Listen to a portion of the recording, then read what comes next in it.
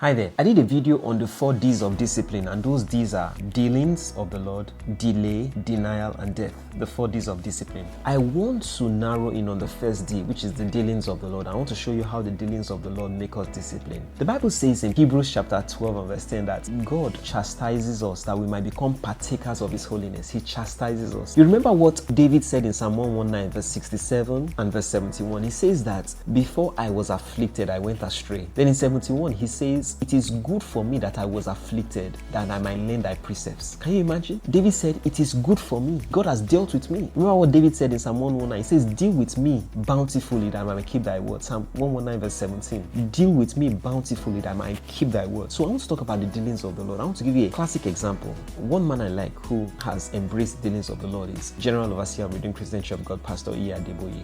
He says at a certain point in his Christian walk with God, he was the interpreter to the general superintendent, the late Pa Akidayomi. And one day a pastor called him and said, "I'm going to interpret for me." And in his mind, it felt too big to interpret for him. That who is this common pastor to tell me that I'm interpreting for him? Doesn't he know that I'm the interpreter for the general superintendent? And then God spoke to him and said, so you are now too big to interpret for my pastor. And he said, after God spoke, God stopped speaking to him. And he said, once God stopped speaking to him, he started getting into all the traffic. Previously, God would have told him where to take, what paths to take, the routes to take. But God stopped speaking to him and his life became miserable. He said he prayed, nothing happened. He cried, he fasted, he did everything, nothing happened. Until he got to a point, said, God, I'm sorry, give me one more chance. If I'm going to disobey you tomorrow, take my life today. That is, I'm putting my life on the line. If I'm going to disobey you tomorrow, take my life today. And guess what? That was when God started speaking to him. And then he learned a lesson that if I embrace pride, I will lose out on the presence of God.